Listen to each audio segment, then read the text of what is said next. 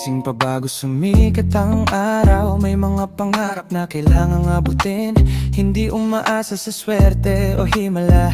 Sa sipag at tiyaga, doon nabubuo ang ginhawa. Minsan mahirap, minsan nakakapagod, pero ang isip ko nakatuon sa pupuntahan. Kahit anong pagsubok ang dumaan, tatapusin ang laban. Hindi susuko agad sa bawat pawis.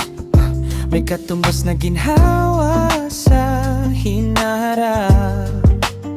Trabaho ng maayos, lakas ay ibuhos, dahil ang tagumpay para sa nagsisikap. Sipagan sa umaga, ganun sa buong maghapon. Pagdating ng gabi, oras na para huminto. Kasama ang tropa, tambay sa tabi ng kalsada. Relax lang sandali, huwag madaliin ang lahat. Sipag at tiyaga, yan ang ating sanda. Tambay at pahinga, pampalakas ng diwa. Sa bawat hakbang may tamang oras din. Magtrabaho ng maayos, magpahinga ng payapa.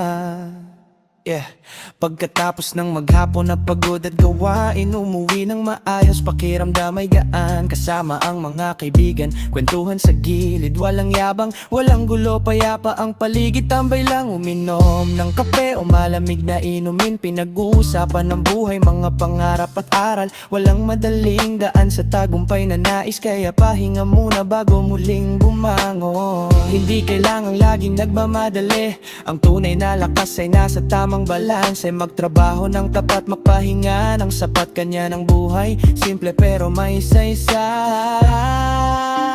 Sipagan sa umaga, ganun sa buong maghapon.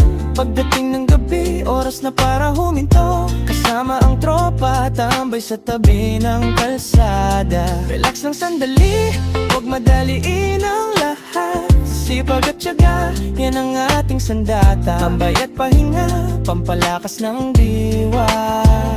Sa bawat hakbang may tamang oras din. Magtrabaho ng maayos at pahinga ng payapa.